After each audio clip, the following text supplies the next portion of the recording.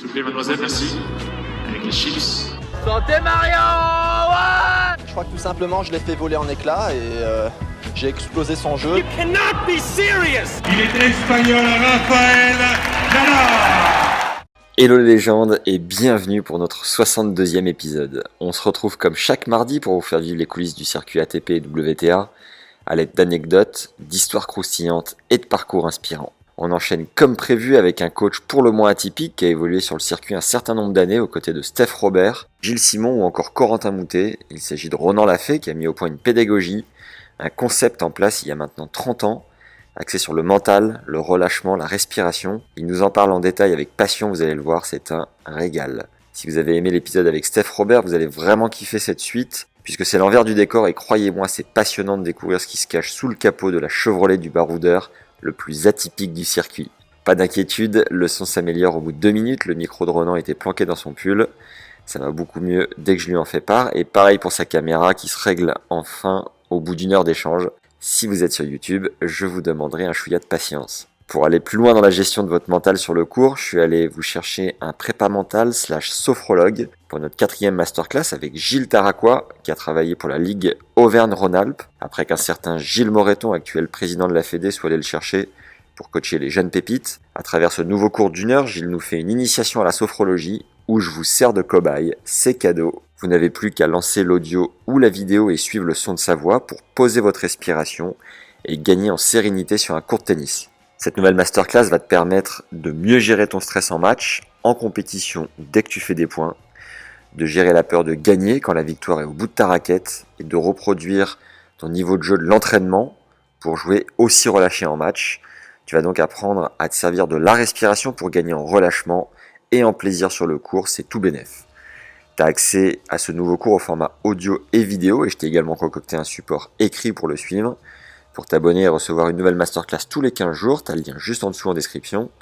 Et si tu veux avoir accès à une seule masterclass en particulier, c'est aussi possible. Il suffit de m'écrire à max@tennislegende.fr. Place maintenant à notre 62e épisode avec le passionné et passionnant Ronan Lafay. Bonne découverte et bonne écoute à tous. Alors Ronan, déjà, quel est ton surnom ? Quel est mon surnom ? J'en ai pas. T'en as pas ? Personne te donne un petit nom ? Non. Pas encore. Peut-être toi, ça sera toi le premier peut-être. Alors Roro. Voilà. T'es moniteur de tennis, sophrologue, praticien en PNL et yoga. T'es connu pour avoir entraîné Steph Robert, notre dernier invité du podcast. Donc c'est un plaisir de faire cette suite avec toi. Vous avez fait un sacré bout de chemin ensemble, puisque de moins de 6 à 20 ans, tu l'as emmené top 100 à plus de 30 ans. Tu pourras nous raconter juste après. Tu as aussi bossé mentalement avec Gilles Simon. Tu as sorti 2 livres, Soyez pro, la méthode pour oser en 2008 et Tennis, un nouveau coaching pour gagner en 2012. Tu bosses aussi dans la voile, tu interviens dans plusieurs domaines d'activité. Tu pourras nous en parler plus en détail. Dans l'immédiat, est-ce que tu veux compléter toi-même ta présentation, Ronan, et m'aider un petit peu sur ce coup-là ? Écoute, Max, je vais t'aider. Déjà, je ne me suis pas occupé de Steph quand il était à -2. Je me suis occupé quand il venait de gagner le CRIT. Donc, il était à -30. Il allait monter numéro 30 français. Voilà. Donc, ça, c'était en 2001. Il n'y a pas de praticien en yoga. Je suis praticien en hypnose. Voilà. Okay. Mais je pratique le yoga depuis 30 ans. Et puis, j'ai écrit 2 ouvrages, effectivement, et un ouvrage collectif, Révolution intérieure, avec 76 coachs, pendant le dernier confinement, qu'on a auto-édité pour un colloque qui va se réaliser en 2022. Voilà. D'accord. Voilà l'actualité. Et je pense que tu as un micro mais il doit être dans le pull. Est-ce que tu peux peut-être le faire sortir pour une meilleure qualité ? Ouais. C'est mieux là ? Ah ouais, c'est 15 fois mieux. Impeccable. Ok. Ouais, il était ou alors je vais l'ouvrir. Voilà. Ouais, ouvre un petit peu. Comme ça, il ne frotte pas sur le… Impeccable. Ok. Génial. Impeccable. Donc, tu es le créateur d'une méthode qui s'appelle Soyez pro. Est-ce que c'est bien ça ? Est-ce que tu peux nous dire en quoi ça consiste ? Alors, je suis le créateur, mais pas d'une méthode. En fait, ça tombe bien que je puisse t'en parler parce que En fait, c'est au tout début de l'aventure, quand j'ai écrit en 2008, mon éditeur, c'était Amphora. Et puis, il y a un moment donné, il faut trouver un titre. Et à l'époque, je suis tombé un peu dans le panneau, mais bon, j'en savais trop rien. Et donc, le patron d'Amphora m'a dit, ça serait quand même bien de mettre méthode et tout. Et en fait, ça me traîne comme un boulet depuis ce temps-là. Donc, ça fait 2008 que ça dure. Moi, on aura le temps d'en reparler, mais moi, le mot méthode, il ne me va pas du tout parce que j'ai pas de méthode pour la gagne et pour performer. C'est bien plus complexe que certains veulent bien le dire. Donc, voilà, je n'ai pas la prétention d'avoir une méthode. Mais on aura le temps d'en reparler, je pense. Et du coup, est-ce que tu veux nous dire comment tu es arrivé à cette pédagogie, on va dire, Oui. qui est peut-être qui sort un peu du cadre quand même, quel constat tu as fait et comment tu as créé du coup cette pédagogie? Est-ce que vraiment tu peux nous en parler, quoi, Soyez Pro? Ouais, alors moi, en fait, ça part d'un. Moi, j'ai commencé le tennis assez tardivement, j'avais 20 ans. Ouais. Je suis monté assez rapidement, j'ai été 32 l'année d'après ou l'année d'après, j'ai mis 2 ans peut-être pour monter à 32, je ne sais plus, bref. Et en une année, j'ai fait 32-15-3. Et moi, je voulais être enseignant de tennis. Et j'ai mis 4 ans pour faire 15-3, 15-2. Je pense qu'en France, je suis parmi les tout bons. En m'entraînant tous les jours comme un professionnel, en faisant de la muscu, en faisant la sieste qu'il fallait, l'entraînement du matin, de l'après-midi. Donc, tu avais quel âge à ce moment-là? J'avais 25, 26, 27. Ouais. Ouais, ça a été laborieux, très compliqué. Je pense qu'à un moment donné, je me suis même dit à un moment que je n'allais pas y arriver, quoi. Et tu faisais quoi en parallèle? Je faisais rien en parallèle. J'avais décidé de faire ça. C'était un rêve qui était en moi et j'avais tout arrêté pour faire ça. Et du coup, à l'époque, c'est prof de tennis, ouais. D'accord, ok. Ouais, c'était un rêve. Du coup. Moi, mon rêve, c'était de voir des gens en short, en survêt et de me dire, c'est quand même une vie cool, quoi. Quelle liberté, tout. Voilà, moi, à cette époque-là, c'était vraiment c'était ça. Et du coup, à l'époque, ça, on est dans les années 90, je dirais, peut-être même avant. Et le mental, si tu veux, ça n'existe pas, quoi. Donc, moi, il y a un monsieur qui m'interpelle, en tous les cas, son livre, c'est Timothy Gallwey, que j'apprends par cœur, que j'essaye de comprendre et tout. Et puis, à force de travail et tout, bon, voilà, la roue tourne et je suis enfin 15-2. Et l'année d'après, j'obtiens le DE parce que voilà, c'était ma passion. Et voilà, donc ça, c'est la période un peu compliquée de ma vie. Ouais. Le moment où finalement, je fais un peu comme tout le monde et je fais des gammes et je fais du physique. Et puis, c'est ce que je mets dans mon bouquin, c'est travail plus rigueur égale réussite. Et bon, voilà, là, je découvre qu'en fait, ça ne marche pas, quoi. Et juste le livre de Timothy Gallwey, là, de In a Game of Tennis, en quoi est-ce qu'il t'a particulièrement marqué et qu'est-ce qui t'a apporté à ce moment-là? Je pense qu'à l'époque, c'est le seul à parler de ce qui se passe dans la tronche, quoi. C'est le seul qui met des mots sur moi, ce que je vivais. Et tout d'un coup, je ne me retrouve pas seul. J'avais été voir des enseignants en me disant, voilà, j'ai plus qu'un classement à choper. Tu ne peux pas m'entraîner et tout. Voilà les problèmes que j'ai. Et moi, je crispais, j'avais des crampes alors que physiquement, j'étais un avion. Voilà, non, mais c'était ahurissant. Et comme je voulais avoir ce diplôme, si tu veux, je me mettais une pression de dingue. Ouais. Et j'étais dans un monde de solitude terrible. Je ne comprenais pas ce qui m'arrivait. C'était catastrophique. Tu l'as lu en anglais parce qu'il n'est pas traduit. Hein. Oh, si, c'était Bernard Cassen qui l'avait traduit à l'époque. Ah oui, le papa de Julien, ouais. Exactement. Donc voilà, c'était un peu ce bouquin, ça m'a sauvé un peu la mise. Et du coup, après, je me suis mis à chercher et à chercher. Et puis, en fait, après, moi, je suis devenu entraîneur en club. J'ai eu un club deux clubs dans ma vie, le TC Bièvre dans l'Essonne et le TC Ballainvilliers. Pendant une année, je faisais les deux, puis après, j'ai fait que le TC Bièvre.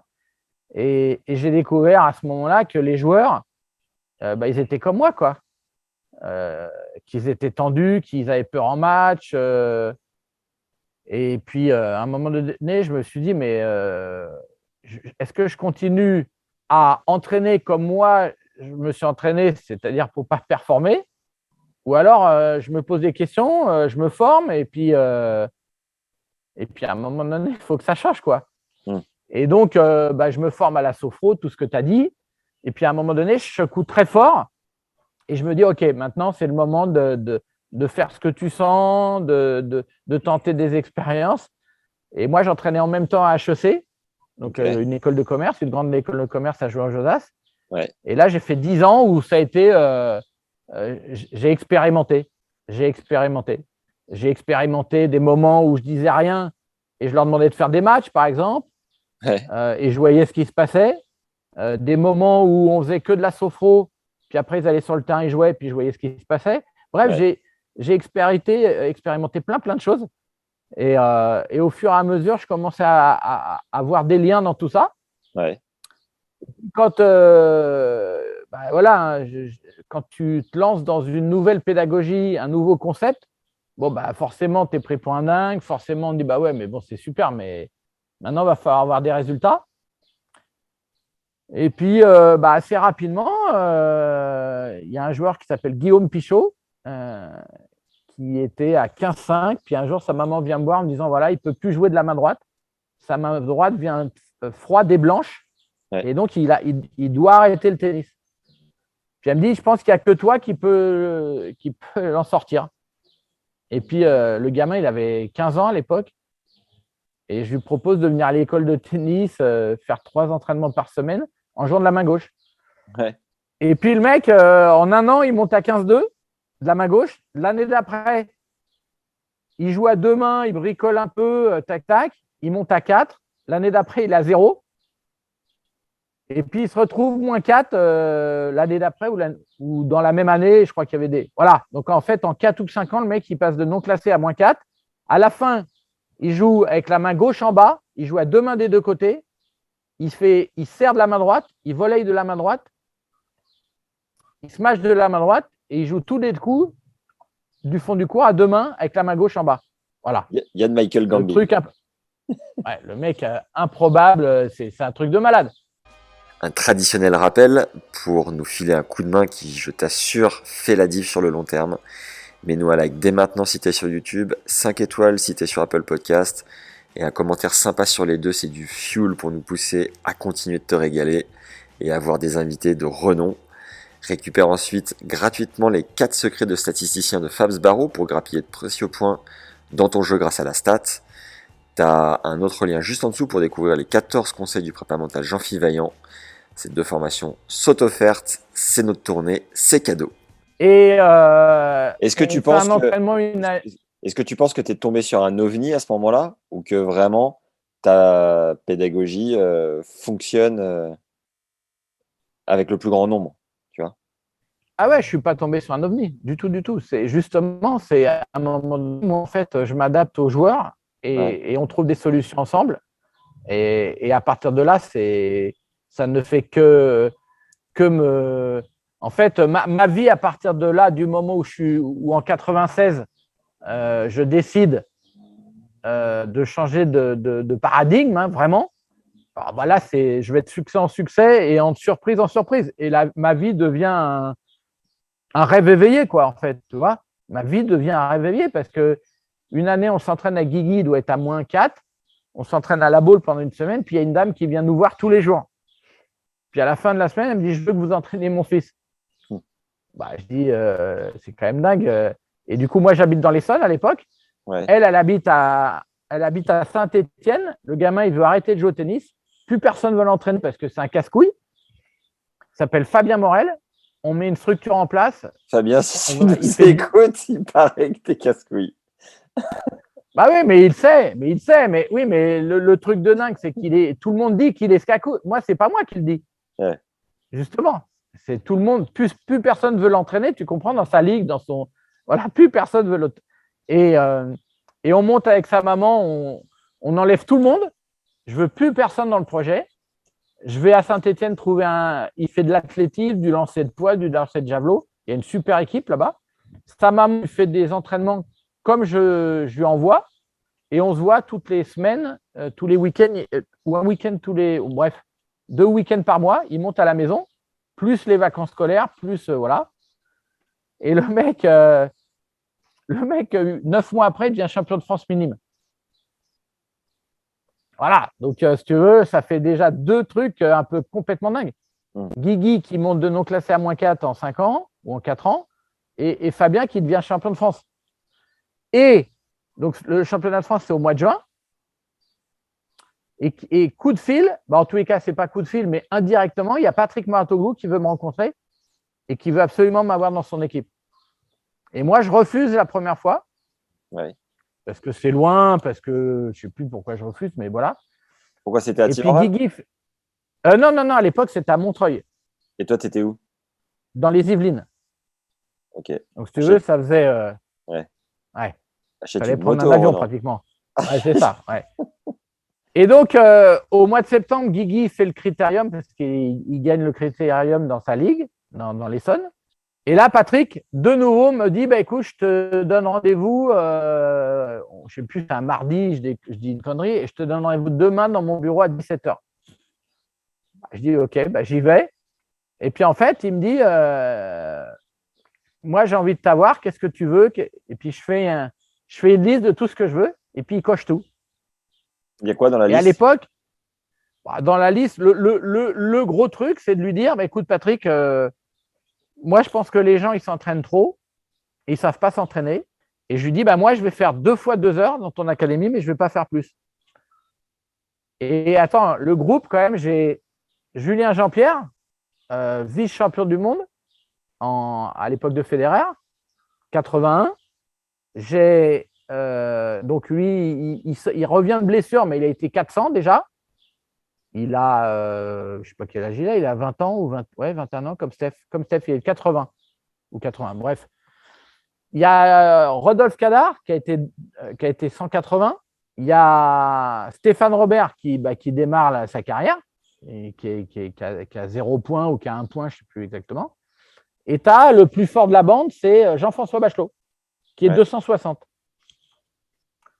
Donc voilà la brochette que je prends. Moi, je sors du club. Et j'arrive et il me dit voilà ton groupe. Et il me dit c'est pas dur le haut niveau. Oh non. Tu me dis tu vas les entraîner 2 heures. Il me dit moi je m'en fous. Mais par contre s'ils ne gagnent pas les mecs, tu dégages. Voilà.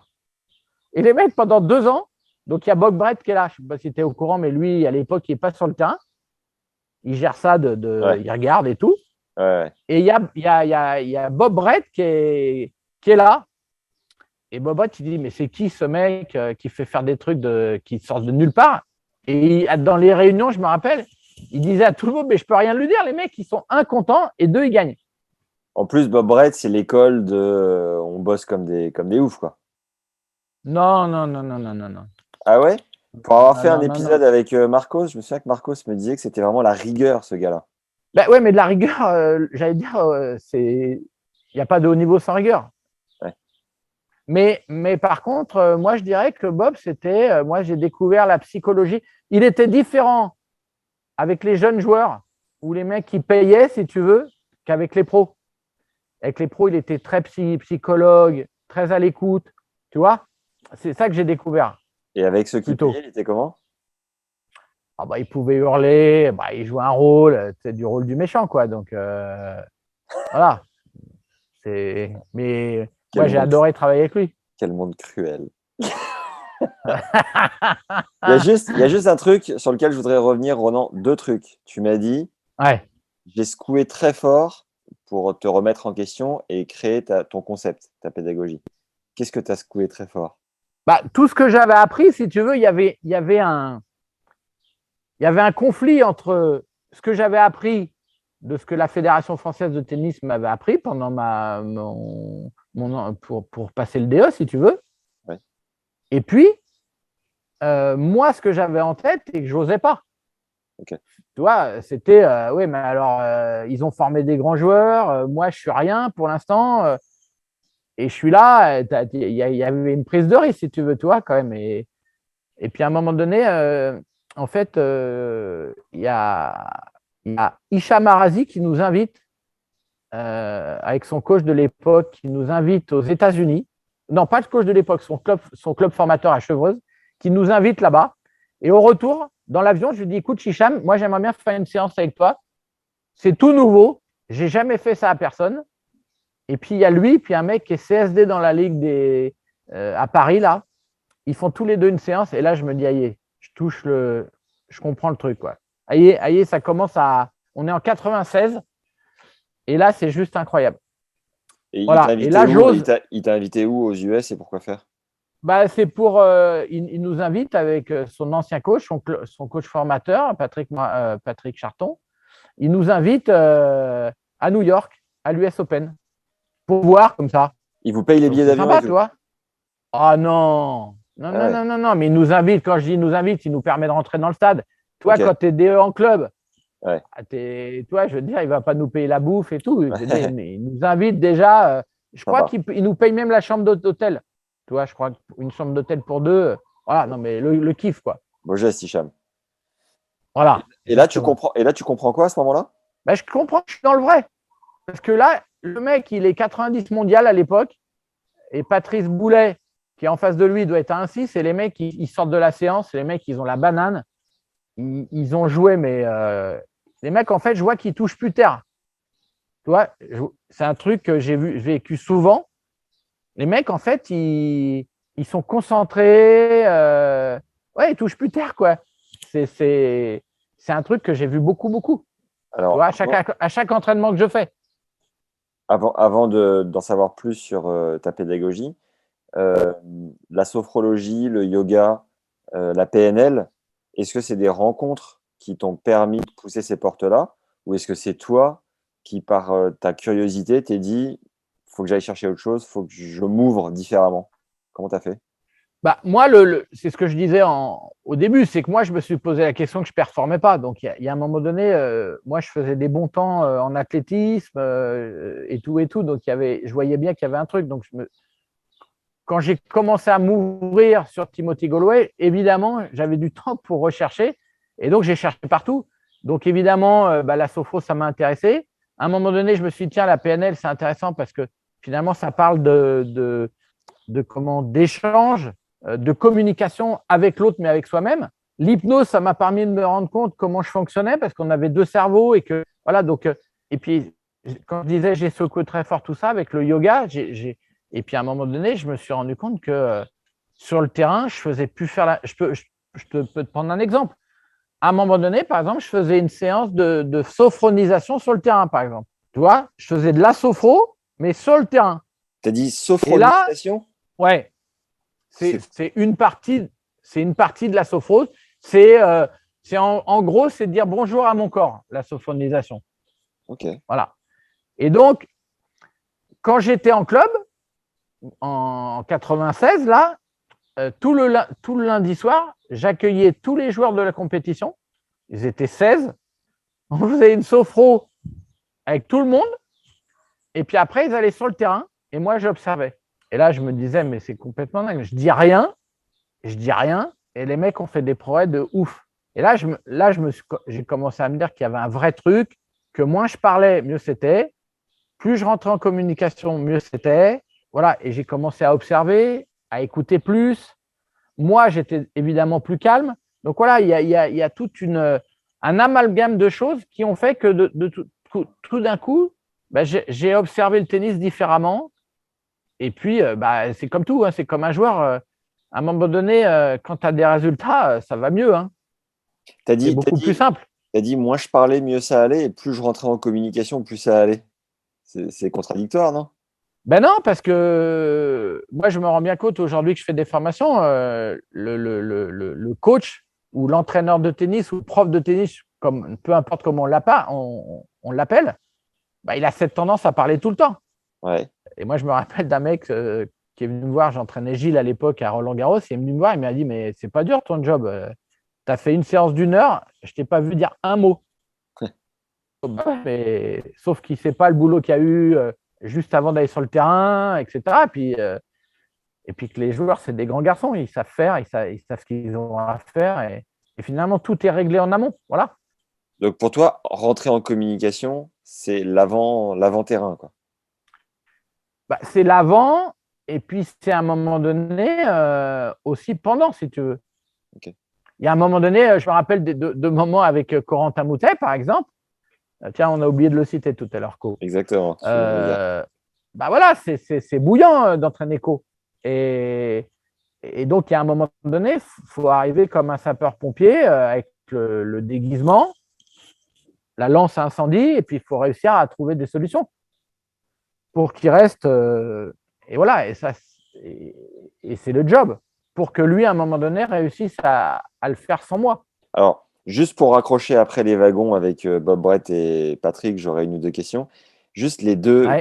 que sont devenus les deux avions que tu avais à l'époque, les deux jeunes là? Celui qui est monté -4 en 4 ans et Fabien le casse-couille.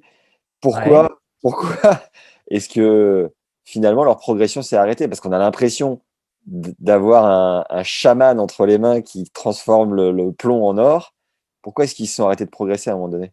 Mais le chaman qui transforme le plomb en or, il a sa limite. La limite, ce n'est pas le chaman justement qui fait le projet du joueur.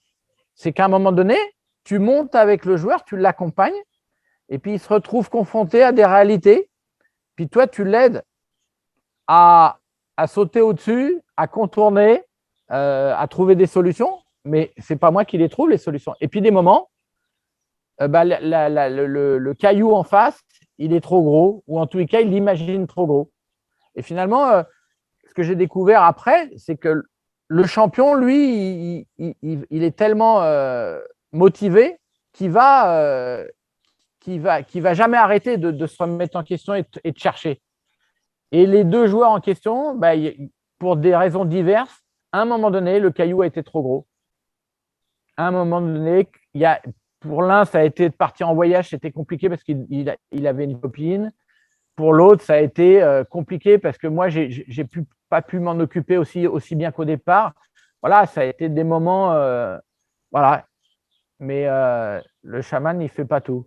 Ça veut dire qu'un jour, un Stéphane Robert, lui, il voit les problèmes différemment, il les surmonte différemment et il arrive à repousser à chaque fois le plafond plus loin, quoi. Ouais, lui, c'est un monstre. Avant d'arriver à Steph, on est à Mouratoglou là, avec Bob Brett et Pat Mouratoglou. Patrick, qui n'est pas du tout connu et reconnu comme aujourd'hui. Est-ce que tu aurais une ou deux anecdotes avec l'un et l'autre pour nous faire vivre un peu l'état d'esprit, l'ambiance de l'époque? Et les personnages qui sont à l'époque, ouais. Parce que Bob Brett est connu, il donne son nom à l'académie. Patrick est un peu dans l'ombre. Est-ce que tu as des trucs que tu peux nous faire partager? Ah non, mais il n'est pas dans l'ombre.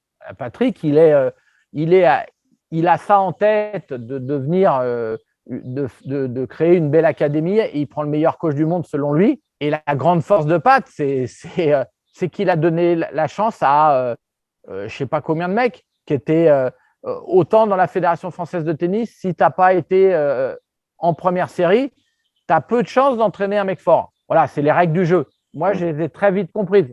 Voilà. Et il n'y a pas de problème avec ça. Lui, Patrick, il s'est dit, il y a des mecs qui peuvent réussir, qui ne sont pas là-dedans. Et moi, le mec m'a tendu la main, mais comme jamais il l'a fait. Personne ne l'a fait. Moi, il m'a donné… j'étais un des coachs numéro 1 rapidement. Il m'a fait confiance. Bon, les joueurs ont gagné aussi, mais dès le début. Et Patrick, à un moment donné, je lui ai fait faire une séance. Et à un moment donné, il s'est mis à jouer comme McEnroe. Et il m'a dit, c'est dingue ton truc. Voilà. Donc, c'était complètement dingue. C'est bon, ça. Putain, c'est énorme. Bob Brett, là, je viens de regarder juste rapidement. Il est décédé cette année, du coup. Ouais, incroyable. Il a coaché Boris Becker, Goran Ivanisevic, Andrei Medvedev, Nicolas Kiefer, Mario Ancic, Marin Cilic. Putain, Bob, si tu nous écoutes, on te fait un gros bisou. Hein. Ah, mais ouais. Non, mais un mec fabuleux. Qu'est-ce qui t'a appris? Qu'est-ce que l'un et l'autre t'ont appris qui te sert encore aujourd'hui? Patrick, c'est ce que je te dis. Moi, le truc que Patrick a, c'est qu'il a un cœur en or. Voilà. Je ne sais pas si c'est le cas aujourd'hui et je ne sais pas s'il le refera aujourd'hui. Mais en tout cas, il a ça au fond de lui. Voilà. Il a fait confiance à des tas de gens comme moi. Alors, il en a viré un paquet dans l'histoire. Voilà. Mais c'était les règles du jeu. Il les expliquait au début. Il donnait la chance. Et en même temps, il fallait la saisir. Voilà. Donc, ça, je trouve ça dingue. Et puis, Bob, Bob, on s'est vite compris et il a accepté que je travaille différemment et il a essayé de comprendre.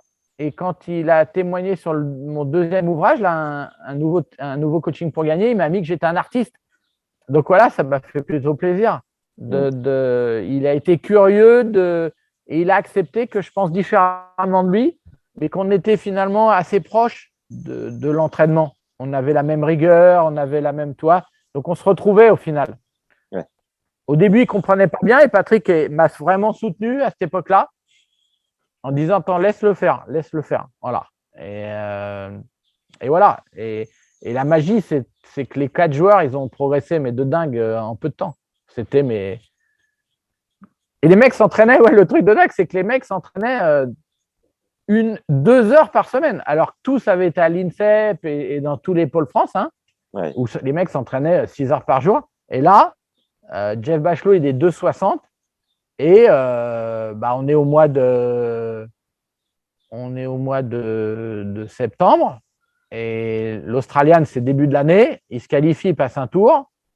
Et après, je ne sais plus comment ça se passe, mais il est 130 mondial au bout de 8 mois, quoi. Alors, attends, tu dis 2 heures par semaine d'entraînement? Non, 2 heures par jour, pardon. D'accord. 2 heures par jour. Ouais, Ok. 2 heures par jour. Non, 2 heures par semaine. Et donc, tu suis les 4. 2 heures par jour. Tu suis les 4 en parallèle. Comment tu t'organises et c'est quoi l'évolution du groupe? Le gros truc, c'est… Moi, ma grande force à ce moment-là, c'est justement de pouvoir parler avec chacun. Et donc, on échange beaucoup. Il y a vraiment, avant de rentrer sur le terrain, je personnalise grave l'entraînement. Je fais pas… je fais la même chose pour tout le monde. Je cherche pas à me dire il y en a un qui est meilleur ou l'autre qui est moins bon. Je crois en chacun d'eux. Ouais. Voilà, je fais mon job. Et de temps en temps, je pars avec un, de temps en temps, je pars avec les deux. Et puis voilà, je pense que au départ, celui avec lequel je suis le moins parti, c'est peut-être Rod au tout départ, qui nous a rejoint un peu plus tard. Rod, il était redescendu 600, donc c'était plus compliqué. C'est qui Rod? Rod Kadar, pardon. Ah, ok. Rodolphe Kadar, qui avait été 200, mais qui était redescendu bas, qui était 600 mondial, quand moi je l'ai récupéré. Donc, chacun avait un projet différent, un parcours différent. Tu vois, il y avait Steph qui démarrait, qui était étudiant 2 mois avant. Tu avais Rod qui était 600 et qui avait été 180. Et les mecs avaient été champions Rod, il avait été moins 30 en cadet, je crois. Tu vois, les mecs avaient… Julien Jean-Pierre, il avait été vice-champion du monde pendant 11 mois. Il avait été devant Federer. Bon, voilà. Tu vois, c'était fabuleux. C'était complètement dingue. Et les mecs ont accepté de s'entraîner avec moi. Et oui, moi, j'avais été à 15-2, quoi. Tu vois? Ouais. Et il n'y a pas un mec qui a bronché. C'est énorme. Ah bah oui, c'est énorme. Oui, non, mais quand j'y pense, quand je te dis que je vis un rêve éveillé depuis ce moment-là, bah oui, c'est… Tu vois? Et je suis partagé entre que tu nous racontes vraiment quelle est cette méthode. Je suis sûr que tous les gens qui nous écoutent ont envie de savoir. Attends. Et tu ne vas pas continuer avec cette méthode. Pardon, excuse-moi. Je viens de t'expliquer que ce n'est pas une méthode. Je fais ton truc exprès pour expliquer à tout le monde que ce n'est plus une méthode. Attends. C'est vrai qu'en plus, casse. en préparant l'interview, je l'ai lu, sans déconner, je l'ai lu 8 fois, 9 fois. Ah, bien sûr, mais non, mais j'en peux plus. Ça me court après, tu ne peux pas savoir. Ouais.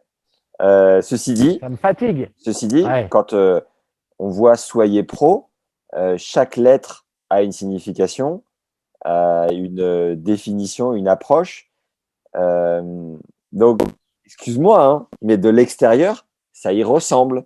Qu'est-ce que du coup tu peux nous en dire avant d'aller peut-être plus loin sur le circuit? Bien sûr, tu as raison. Bien sûr, tu as raison. Le pro, ça veut… Alors déjà, c'est soyez pro et osez la base. Ouais. On a raccourci parce que c'était trop long, mais c'est soyez pro et osez. Donc, je vais bien l'expliquer. Le P, c'est poser. En fait, ça vient de la sophro, c'est le corps. Moi, je pense qu'à un moment donné, quand tu es posé dans la vie ou sur un terrain de tennis, notamment au moment où la balle touche partir de l'autre côté, en gros, si tu es calme, eh ben, c'est là où tu performes. Donc, tu vois, c'est quand même très vague.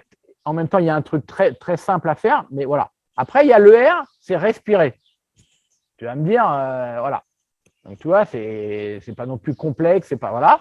Et après, il y a le O, c'est observer mon intérieur. Donc, mon intérieur, c'est comment je me parle dans la tête, mais c'est aussi corporellement les tensions que j'ai. Donc, je suis à l'écoute de ça pour justement observer le monde qui m'entoure sans jugement. Voilà. Et après, une fois que je fais ça, c'est comme si j'étais en haut du plongeoir de 10 mètres et je me dis, bon, bah, maintenant, je plonge ou je saute, mais j'y vais. Il faut que j'arrête de me raconter des trucs. Je sais plein de choses. Maintenant, il faut que je joue sans penser. Voilà, parce que le fin fond du truc, c'est ça. Ok. C'est jouer sans penser. Et le Donc, pro, tu vois, tu l'as tourné dans tous les sens pour te dire, attends, quelle lettre je mets en premier, quelle lettre je mets en deuxième, tout ça. Comment tu as formulé cette formule? ouais, écoute, c'est assez marrant, encore une fois, tu sais, c'est un entraînement comme ça. Je ne sais pas pourquoi je dis au mec, justement, il y avait Guillaume Pichot et je ne sais plus qui il y avait en face. Et je dis, c'est de là que c'est venu. Je ne sais pas, je leur ai dit, les gars, vous allez être posés, vous allez respirer, puis vous allez observer, un truc comme ça. Et en fait, et tout d'un coup, je me suis dit, mais ça fait pro, ça. Tu vois, voilà. C'est un coup de magie, quoi. Je n'ai pas réfléchi des années, j'ai pas des. C'est le coup du lapin, toi. C'est paf, C'est comme le lapin qui sort du chapeau. Ben voilà. c'est comme les artistes qui écrivent un tube en une soirée, quoi. C'est pareil. C'est sûr. Voilà. Là, tout d'un coup, c'est venu comme ça. Ok. Retournons donc avec nos 4 lurons là. Quelle a été la suite et comment ça s'est dessiné avec Steph ensuite pour partir en one-to-one? Ben, écoute, l'aventure, ben, il y a un moment donné, pendant 2 ans, j'ai eu les 4. J'ai eu les 4. Ça veut dire qu'à un moment donné, Steph, il commençait les futurs. Julien, il faisait les futurs. Rod, il faisait les futurs. Tu vois. Et Jeff, lui, jouait déjà les challengers, des qualifs de Grand Prix et des qualifs de Grand Chelem. Et comme je t'ai dit, rapidement, il est monté 130. Donc, lui, il a commencé à vouloir un peu plus. Et un jour, un dimanche, Patrick m'appelle en me disant, voilà, moi, ce que je veux, c'est que tu t'occupes, ça serait bien, tu vois à quelle vitesse ça va. J'aimerais bien que tu t'occupes de Jeff. Et je ne sais pas pourquoi, je lui dis, écoute, je pense que ce n'est pas le moment. Moi, je pense que le groupe est encore important pour moi et pour eux. Je pense qu'ils se font du bien et voilà, je lui dis ça. Je lui dis, écoute, moi, j'ai envie de continuer. Il dit, bon, ok, pas de problème. Voilà, et du coup, 2 ans se passent. Et puis moi, Patrick décide de partir à Tiverval. En fait, tout le monde s'en va et puis il recrée. Et puis, moi, je décide de partir vivre dans le Finistère. Et puis, voilà. Et j'en ai marre d'être sur Paris ou la région parisienne. Et voilà. Alors, attends, ça veut dire que tu arrêtes avec les gars et tout. Enfin, Non, justement. Non, c'est ça qui est dingue. Les mecs veulent continuer. Et donc, on monte un groupe avec, il y a quasiment les mêmes. Il y en a même d'autres qui se rajoutent. mais tu t'es brouillé avec Patrick ou quoi? Parce que tu dis. Ah non, du tout. Non. En fait, c'est lui qui a décidé d'arrêter. Ah non, pas du tout. Je me suis jamais brouillé avec Patrick. Jamais de la vie. C'est lui fou qui parce que décide d'arrêter. Tu décris un mec qui te fait confiance et au moment où tu déménages, c'est toi qui te barre. Pourquoi? Parce qu'à ce moment-là, tu le suis pas, quoi. Non, c'est pas moi. C'est que lui arrête. À Montreuil, si tu veux. Oui, mais pour faire la même chose dans les Yvelines. Oui, mais à l'époque, c'était pas clair. On va pas parler de ça des heures, mais si tu veux, à un moment donné, ça devait se faire à Montpellier, par exemple, et ça a mis du temps. Ça n'a pas enchaîné tout de suite, si tu veux. Ok. Tu vois? Voilà. Donc, ouais, moi, tu vois, tu me poses la question, mais à l'époque, ça s'est fait assez naturellement. Et moi, de toute façon, j'avais envie d'aller vivre près de la mer. Et voilà. Donc, tu atterris dans quelle ville, là? Là, on est pas loin de Sainte-Marine, près de Quimper. Ok. Et les gars te suivent. Ouais, exactement. Bon. Ouais, les gars me suivent et pas tous, Mais certains, après, je fais des semaines à Roland-Garros. Tu sais que quand tu es en première série, tu as le droit de. Voilà. Donc, on a une salle d'entraînement physique, c'est dehors sous le Glen. Parce qu'on a le droit qu'à ça. Et on va au fond à droite, là-bas, là où il y a les mecs qui ne sont pas assez forts. Ok. Donc, voilà. Donc Et du coup, on s'entraîne entre. Ouais, je fais des allers-retours sur Paris, je fais des semaines et je continue à voyager. Il y a un moment donné, je sais plus, je me rappelle plus trop les dates, mais il y a un moment donné avec Steph, ça s'arrête, avec Jeff aussi, puis ça repart. Voilà, il y a eu des moments comme ça. Il y a eu Rod qui a fait qualifier quart à Marseille, tu vois, qui se blesse après au poignet, qui arrête. Voilà, il y a eu. Et moi, en même temps, à l'époque, je commence dans la voile à Port-la-Forêt, la vallée des Fous. Comment tu mets un pied dans la voile? C'est le patron de Port-la-Forêt, qui est la mec de la voile à l'époque, qui m'appelle en me disant voilà, je sais que tu fais de la préparation mentale. Voilà, moi, je cherche quelqu'un et voilà. Et en fait, il y a Armel Tripon qui vient de finir le Vendée, là, avec lequel j'ai travaillé, qui a plus de structure parce qu'il vient de se faire virer de cette structure et on commence ensemble. Voilà. Et puis j'ai une autre navigatrice. Donc, en fait, à partir de ce moment-là, j'enchaîne entre les deux. Et à ce moment-là, est-ce que toi, tu es confiant en te disant ok, je vais ni plus ni moins que dupliquer ce que je fais sur le tennis, ou est-ce que tu te dis oh putain, attends, j'arrive dans un milieu là où je connais pas trop les codes et tout, est-ce que ça va prendre? Comment tu vis le truc? Moi, la voile, c'est mon sport numéro 1, en fait. Voilà. D'accord. Là, je suis 15-2 au tennis. À la voile, je suis un peu plus que 15-2. Mais tu es plein de ressources, Ronan, tu ne nous l'avais pas dit. C'est-à-dire, c'est quoi ton niveau? Je ne vais pas te le dire. Il n'y a pas de niveau, mais je sais un peu naviguer. D'accord. Sur quel type de bateau? Et tu as rêvé d'être pro, du coup? Ah non, mais j'ai fait des courses, je navigue. Toi, quand j'entraîne Armel, on a fait du Figaro ensemble, je me suis occupé de Lise Varlet, j'étais sur l'eau tout le temps. Tout le temps. Je fais le même job que ce que je fais avec au tennis, mais sur l'eau. C'est pareil. Les mecs sur les bateaux peuvent être en short aussi. Pourquoi tu ne rêvais pas de les accompagner dès le début?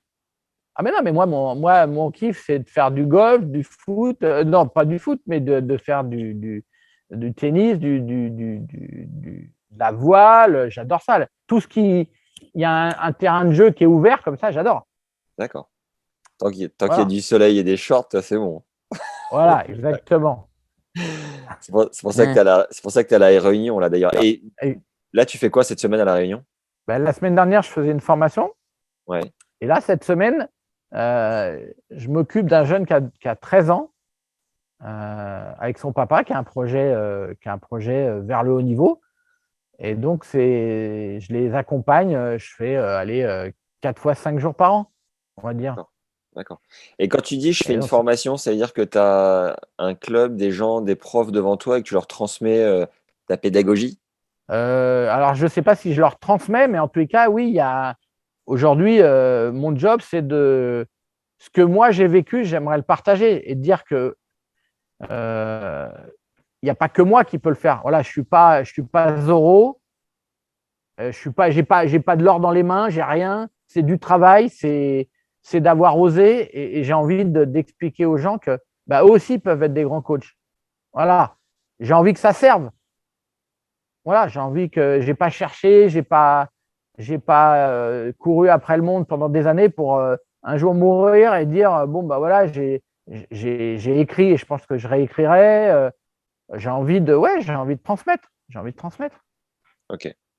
Alors, pour comprendre J'ai envie d'aider le tennis français. J'ai envie d'aider le tennis français. Voilà, clairement. Pour continuer du coup sur la chronologie, avec les 4 mecs, là, on se rend compte qu'il y en a un qui prend sa retraite, il y en a un qui continue, il y en a un autre qui arrête, on ne sait pas trop. T'en es où et c'est quoi la suite? La suite, il y a eu beaucoup de suites. Il y a eu à un moment donné… effectivement, il y a Jeff qui arrête, qui a 30 et quelques années. Il y a Rod qui se blesse au poignet. Et puis, à un moment donné, il y a Steph qui réapparaît. On s'entraîne. Puis, de nouveau, il a une hépatite. Et puis, on repart ensemble 1 an et demi après. il ne peut plus marcher quasiment. Et je lui dis, moi, je crois en toi et on rigole de ça. On est à Roland-Garros, je me rappelle, et il tire un but avec un petit ballon dans un nid et il me dit, je ne sais plus ce qu'il me dit, mais on éclate de rire. Et le mec ne peut même plus marcher. Je lui demande de courir comme ça, il n'y arrive plus. 1 an et demi sans rien faire. C'est incroyable. Et donc, je lui dis, écoute, moi, je suis ton homme. Je ne te demande rien comme argent. Tu vas revenir à la 167e place mondiale. Et puis après, on en rediscutera. Voilà, c'est un truc de malade. Son classement protégé ou même pas? Non, non. C'est un moment où justement, il n'a pas le classement protégé. Ouais. Il oublie de demander, il ne sait pas. Ouais. Voilà. Donc là, tu lui dis, OK, je vais au moins te ramener là où tu étais avant, quoi. Voilà.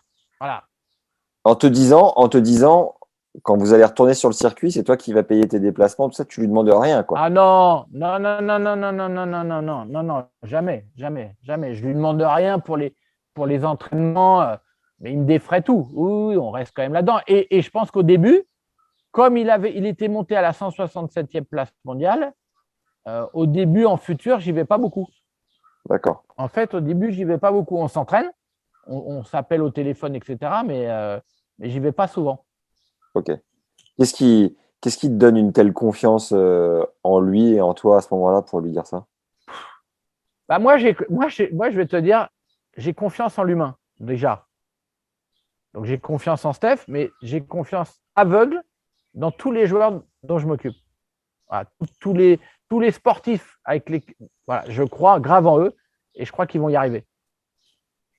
Peu importe le mec en face ou est-ce que parfois c'est à tort par exemple? Est-ce que tu crois alors que… Non, jamais. Non, jamais. Jamais parce que moi, je pense que tout est possible et que… Voilà, et que c'est qu'une question de… Il y a des choses à faire, il y a des choses à comprendre. Et que quand tu comprends tout ça, d'ailleurs, Steph, tu lui aurais dit, quand on s'est rencontrés, le mec, il était presque prof de gym. Donc, on en rigolait toujours. Et tu lui dis, quelques années après, tu verras, tu seras 50e mondial. Mais il n'y a pas une personne. Et même lui, et même moi. Tu vois, on a travaillé. Et puis, à un moment donné, ça a cogné et on a rigolé encore plus. Mais on a travaillé. Et puis, il y a des gens qui me disent, oui, mais bon, c'est beaucoup d'argent. Mais je veux te dire, on était deux. Moi, je faisais le physique, le mental et la technique. C'est pas dur, hein? Comment ça, c'est beaucoup d'argent? Non, c'est pas beaucoup d'argent. Ça coûte pas beaucoup. Non, mais on me dit, il faut beaucoup d'argent pour réussir. Mais non, j'y crois pas une seconde. Si tu as un coach qui croit en toi et qui est compétent, la réussite, elle va être au bout. Ouais. T'es le couteau suisse. Mais attends. En France, on en a des. Tu prends Zimbler. Zimbler, il a pris Bonzi. Qu'est-ce qu'il a, Bonzi? Qu'est-ce qu'il fait, Bonzi, en ce moment? Il y a Fontan qui prend Chardy. Il a fait quoi, Chardy? Il y en a un paquet. Tu prends l'entraîneur de Danil, il l'a pris, il était où? Donc, il y en a des mecs. Il n'y en a pas qu'un. C'est vrai. Tu veux, Est-ce que tu peux nous illustrer du coup non, mais Gilles, c'est pareil. Un mec comme Gilles Servara, c'est pareil. C'est des mecs qui, si tu discutes avec eux, ils vont te dire que l'humain, c'est important et qu'ils ont travaillé. Et Sam Sumik, c'est pareil. Je veux dire, ces mecs-là, ils savent ce que c'est. Ouais. Et que c'est possible. Ce qui est énorme pour les auditeurs qui nous écoutent, là, c'est que Servara, on a fait un épisode. Sumik, on a fait un épisode. Fontan, on a fait un épisode. Toi, on est en train de faire un épisode. C'est là où je me dis qu'on est en train de faire du bon boulot. Putain, c'est bon, ça. Est-ce que tu peux nous illustrer concrètement le travail que tu fais avec Steph sur ta pédagogie, du coup, avec le pro, sur le cours, à quoi ça ressemble? Est-ce que tu aurais 2-3 exemples que tu peux nous le faire vivre? Écoute, moi, quand je rencontre Steph, c'est un mec, il vous l'a dit, hein, il l'a raconté. C'est un mec qui a quasiment jamais eu d'entraîneur. En tous les cas, les 2 dernières années, quand il fait moins 2, moins 30, il n'a pas d'entraîneur. C'est un mec qui s'est fait un peu tout seul, Steph. Et moi, quand je le vois, techniquement, alors c'est un guerrier, mais si tu veux, il se décale en revers au lieu de faire des coups droits. Il frappe des longues lignes, en veux-tu, en voilà, de n'importe où. Il fait des premières secondes, il ne volaille pas, il joue que sur terre. Et il a une hernie discale. Bon, bah voilà. Voilà le. Et voilà. Ce qu'on appelle un épouvantail.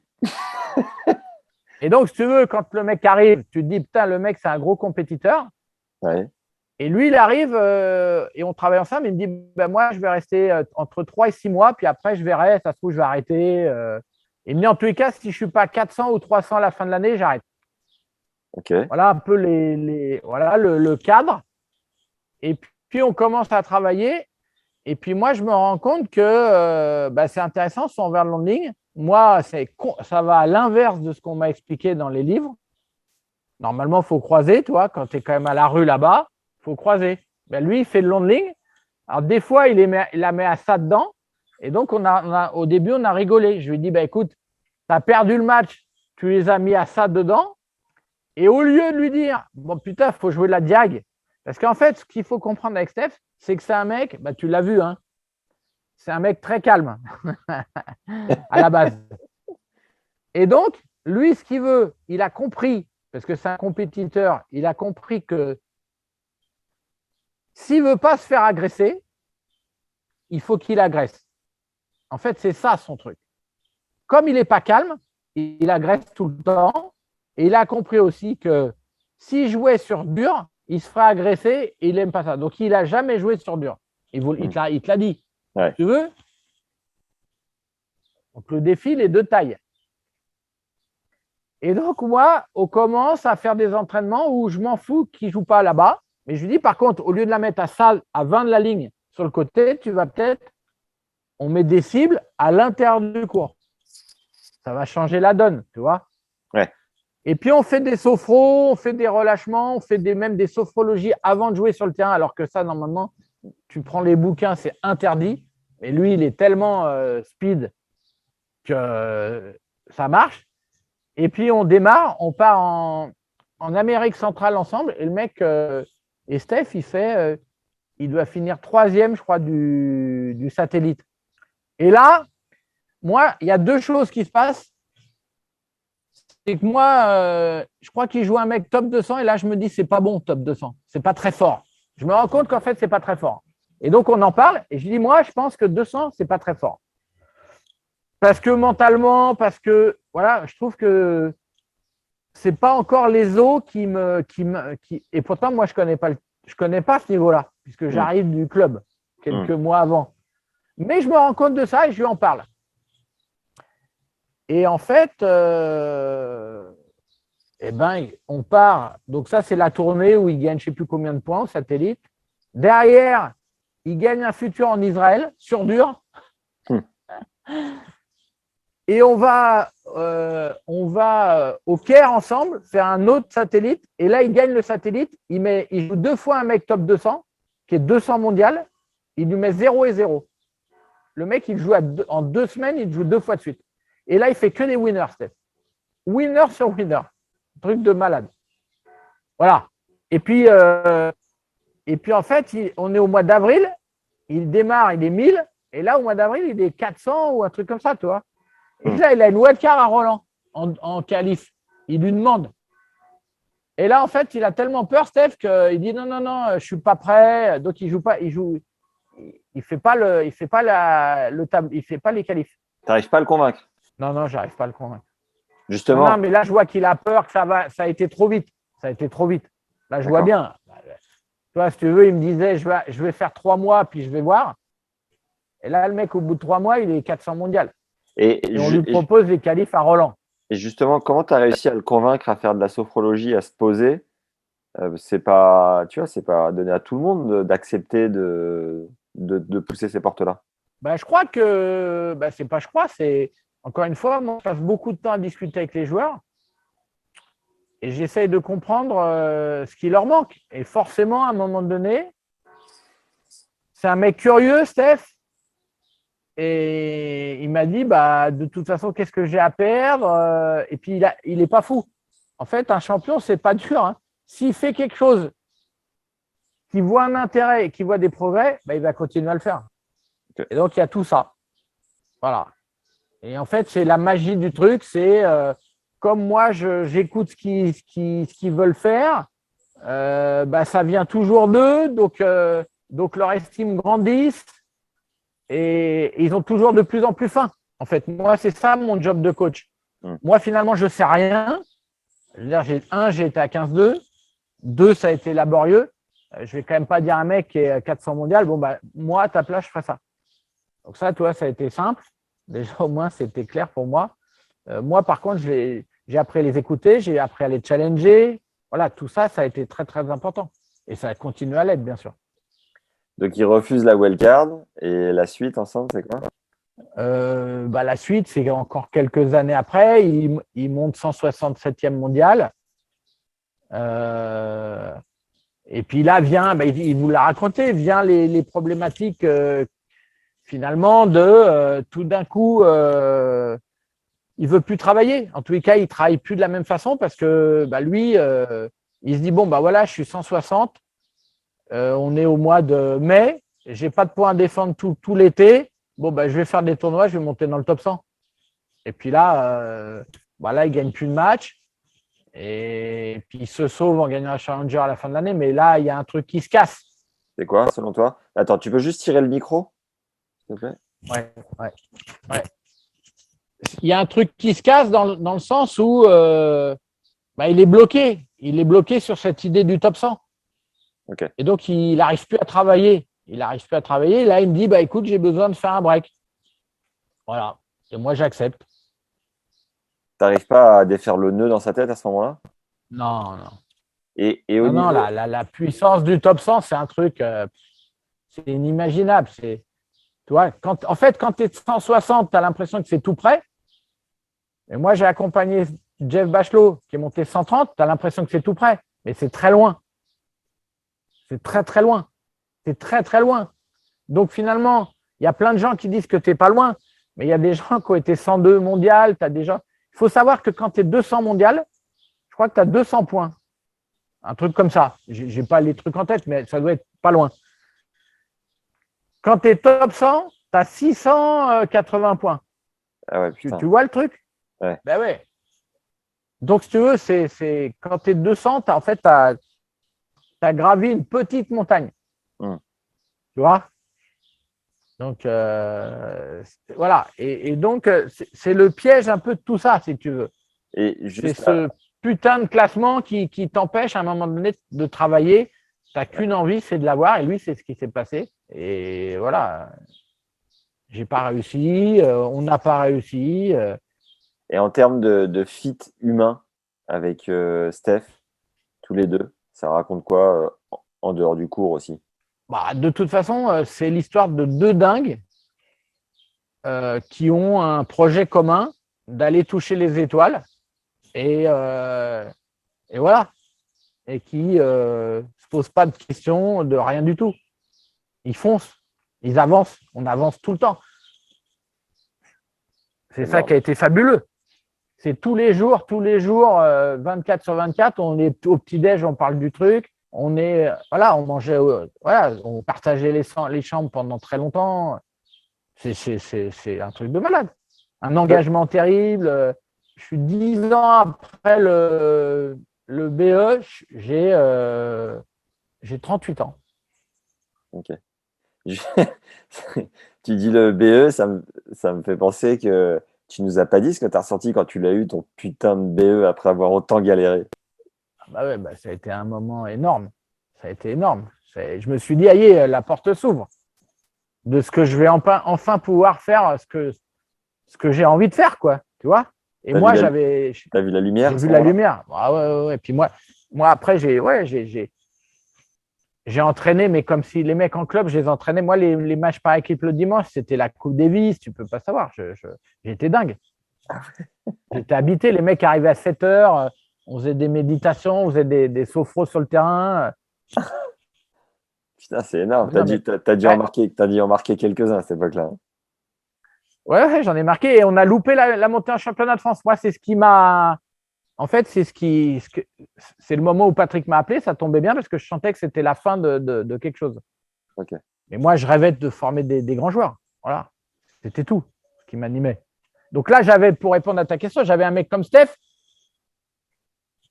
Je le challengeais, il trouvait des solutions. Par moments, il bloquait. Là, il y a eu des moments où il a bloqué. Et on repartait ensemble comme si on ne s'était jamais arrêté.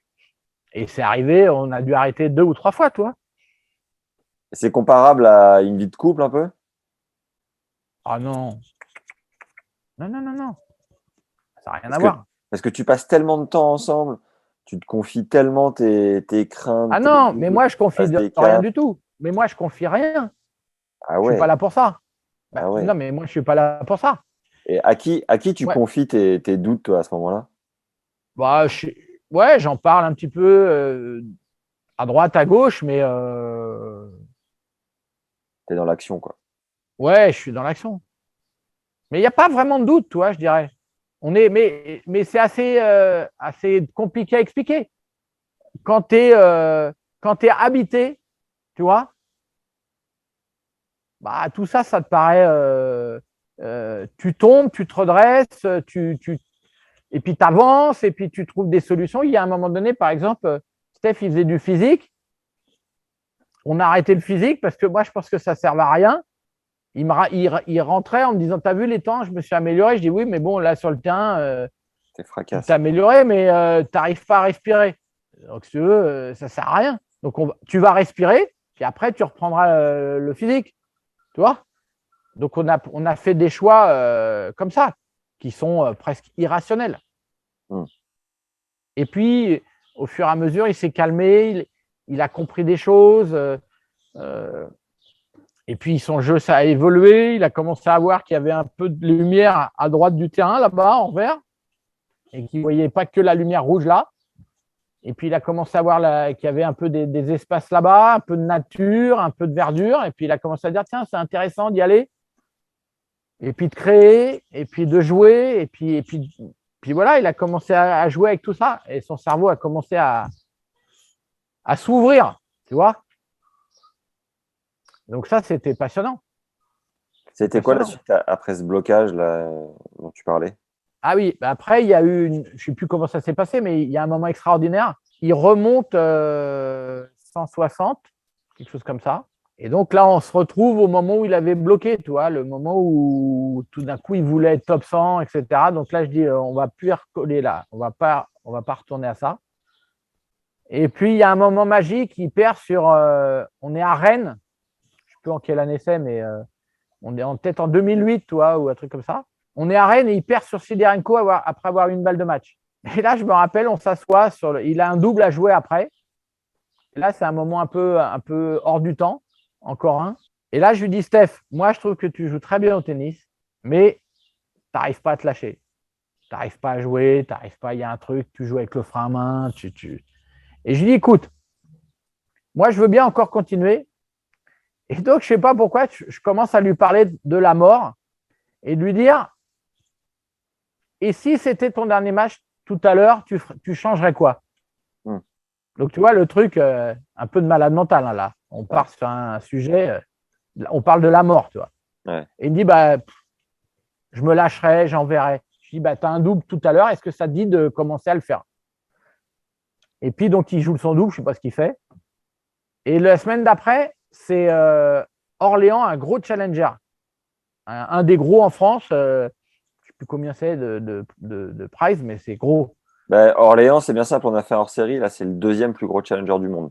Bon, bah voilà. Donc, tu vois, c'est un gros truc. Et il a un gros tableau. Et là, il se tape Anderson. Je crois qu'il y a 2 Shonak. Et il bat Chardy, qui est top 50. Et c'est son premier top 50 à Steph. Et non. Là, putain, mais là, c'est un truc, tu vois. Et puis, il fait finale contre, je ne sais plus qui, un Belge, à Malice, je crois. Bon, bref. Et là, au début du tournoi, tu lui refais une piqûre de rappel sur la mort. Ah bah oui, on fait que ça. Ah oui, là, à ce moment, à partir de là, oui, c'est que ça. C'est que ça, là. Et tu sens que ça lui libère le bras, quoi. Ah bah oui, la tête, surtout. la tête. Et puis, après, il enchaîne, je crois qu'il fait, je ne sais plus ce qui se passe, mais il arrive au mois d'octobre ou novembre, là, il enquille trois challengers où il fait finale ou demi, je crois qu'il fait finale ou peut-être qu'il gagne même, tu vois, peut-être. Ouais. Et il se retrouve 108 mondial, un truc comme ça. Et là, il part tout seul à Bratislava. Et là, si tu veux, tu es 108 mondial, il te reste un tournoi, tu es en chauve depuis 3 ou 4 tournois. Il me dit, si je fais quart, je suis top 100 et j'intègre le tableau en Australie. Il me dit ça. Et je lui fais, ouais, mais tu commences à jouer avec des cachetons, tu as mal sous le pied. Bah, moi, je pense qu'il va falloir que tu rentres, par contre. Je lui dis ça. Il me dit, mais t'es dingue. Mais t'es dingue. Je dis, oui, je sais. Et j'arrive à le convaincre. Il rentre. Et puis, son pied, ça ne va pas mieux. Du coup, on est en Bretagne, il vient en Bretagne, et on fait de la marche sur la plage, et on s'entraîne avec un mec à 15 dans les carrés de service sans bouger. Mais on fait un travail de mutant sur la concentration, par contre. Je ne le lâche pas un gramme, et je lui dis, et ce n'est pas du bluff, avant de partir en Inde, il s'entraîne avec, d'ailleurs, c'est Rinderknecht, je crois. On s'entraîne dans les carrés, dans la Ligue des Yvelines avant de partir en Inde. Et c'est le seul moment où il bouge un peu. Donc Arthur est 15 à ce moment-là. Non, je crois qu'il est 3-6, il me semble. Okay. Ou 3-6 ou 2-6, un truc comme ça. Et il fait sparring et tout, c'est sympa. Et on part en Inde. Et moi, je dis à Steph, je lui dis, pour moi, tu es prêt. Elle me dit, mais on ne s'est pas entraîné, tu me dis, je suis prêt. Je dis, oui. Je dis, oui, tu es prêt. Et puis, avec la chaleur et tout, ça va mieux. Ouais. Il passe un tour en Inde et tout. Et puis, on arrive à Melbourne, il doit jouer les qualifs, il est numéro 1, il est un dehors du tableau, puisqu'il n'avait pas joué. Donc, si tu veux, il paye le billet d'avion, il paye tout, là, alors que, non, mais c'est pas la même chose quand tu joues en qualif que quand tu joues le tableau, tu vois bien. Mm. Et là, le matin du match, à 20 minutes, alors qu'il s'était chauffé, il y a Nalbandian, le coach de Nalbandian, qui vient me voir en me disant, écoute, il ne jouera pas Nalbandian. Donc, Steph rentre dans le tableau à 20 minutes près. Et là, Steph, il bat Sarace et en 3-7. Donc, pour un mec qui ne s'était pas entraîné, et il joue, je pense que pour moi, c'est un de ses meilleurs matchs. Et après, il joue Montanes. Il met 2-7-0 contre Montanes, qui est tête de série, je ne sais plus combien, 20 ou un truc comme ça. Et là, tu as tout le clan français qui arrive en me disant, putain, mais il va le niquer et tout ça. Je dis, non, vous allez voir, il va cramper surtout parce qu'il ne s'est pas préparé, il n'a rien fait physiquement, donc ce n'est pas possible. Il va peut-être gagner, mais voilà. Et donc, il finit, il ne peut même plus tenir la raquette, il finit quasiment, c'est terrible. Et après, il va jouer à Johannesburg et il bat… T'es pas trop au fond, toi, quand il perd contre Montanes? Non. Attends, je ne suis pas trop au fond. Il vient de passer 108 mondial. Là, il bat Sarace, il passe un tour à Chennai, il bat Sarace.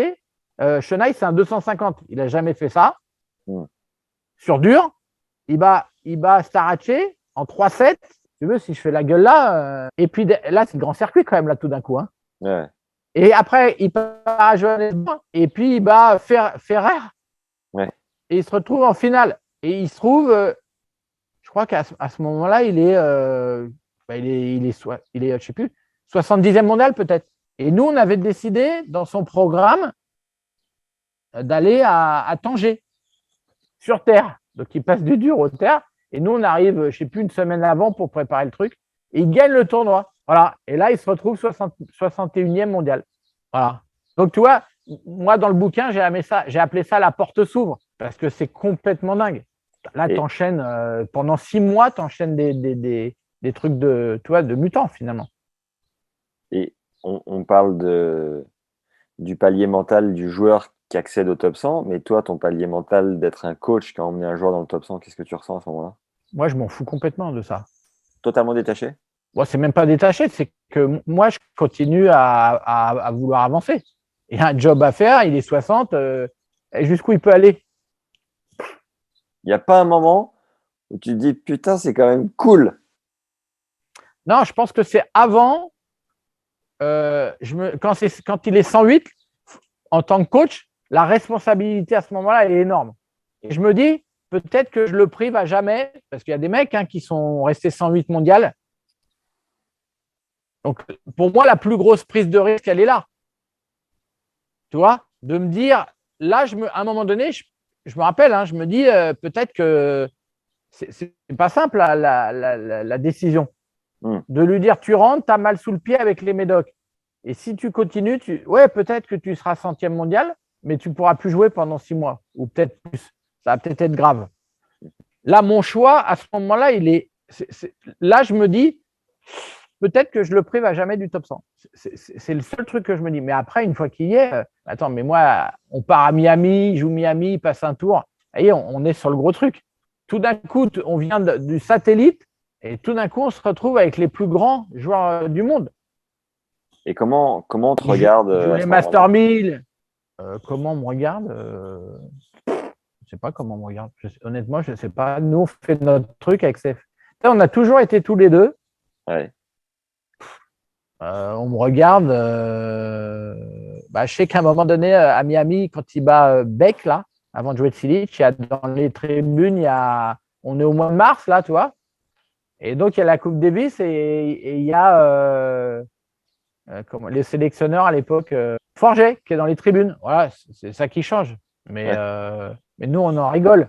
Il y a des journalistes qui disent, voilà, Steph, il est sélectionnable. Ouais, il est 60e, mais nous, on n'y croit pas une seconde. Et nous, on rigole. Nous, Steph, pour lui, il était en BTS touriste. Donc, si tu veux, il venait et il arrivait avec des raquettes sous le bras dans un sac en plastique à l'aéroport et tu disais, mais le mec qui est 60e mondial, à l'époque, il était chez Wilson et lui, il arrive avec des sacs plastiques. Bon, voilà. Si tu veux, comment tu veux choper la grosse tête. Et justement, dans Wheel of Tennis, là, une des interviews que j'ai trouvées, tu dis que Steph, derrière ses airs de touriste, c'est un vrai requin. À quel niveau on a un peu compris, je pense que tout à l'heure, tu as dit que c'était un compétiteur né, mais comment tu peux nous illustrer cette image-là? C'est pas dur. C'est pas dur. En fait, il aime le sang et quand il y a du sang, il est très, très, très dangereux. C'est-à-dire que quand il sent que l'adversaire est en faiblesse, voilà. J'ai eu d'autres joueurs avant à l'entraînement et même à l'entraînement, quand les joueurs, si tu veux, à un moment donné, il y a une baisse de régime, beaucoup de joueurs, en tous les cas, ont tendance à arrêter de jouer, regarder ce qui se passe en face, etc. Lui, non. Lui, c'est vraiment la différence. Donc, il fait le baroudeur comme ça, mais je peux te dire que c'est un sacré compétiteur. Et à chaque fois qu'il y a eu des opportunités, il les a jouées à 100%. Et à chaque fois, il a ramené le truc, si tu veux. Tu vois ? Donc, c'est énorme. Il trompe son monde, je dirais. Mais des mecs qui ont été 50e mondial, il n'y en a pas tant que ça. Et ouais, c'est un sacré compétiteur. Mais à chaque fois, il a eu du mal à le supporter, ce côté compétiteur, justement. Et donc, du coup, il a essayé ça lui allait bien, finalement, le baroudeur, de jouer ce rôle-là. Ouais. Mais son rêve, au fond de lui, c'était de réussir à jouer sur des grands cours et des grands mecs. Et ça a été son combat, très longtemps. Et quand il vient me rechercher en 2018, là, voilà, c'est pour jouer des grands cours et des grands champions. Et quand on démarre et qu'il bat Anderson au premier tour à relance, voilà, ça fait partie de ces gros matchs. Mais ça veut dire qu'il y a eu une coupure entre le moment là où il bat Beck à Miami et le moment où il vient te rechercher là ? Ouais, il y a une grosse coupure. Qu'est-ce qui a cassé à ce moment-là ? Pourquoi vous avez fait un break ? Parce que ça a été… tu t'imagines, tu as 21 ans, tu es moins 30. 8 ans ou 9 ans après, tu es 60 mondial. Tu vois la déflagration du truc ? C'est… Tout d'un coup, tu deviens une rockstar, quoi. Tu vois, tout d'un coup, tu intéresses les médias. Et lui, il ne voulait surtout pas de ça. Lui, en fait, son grand rêve, je pense qu'il aurait pu être 60e mondial et bien le vivre, mais il aurait fallu qu'il joue sur le cours 60 où il n'y avait personne, voilà, et qui faisait son match parce qu'il adore le tennis, il adore la compétition. Mais tout d'un coup, le jugement des autres, ça, c'est un truc qu'il a pris en pleine gueule et qui a été compliqué à gérer.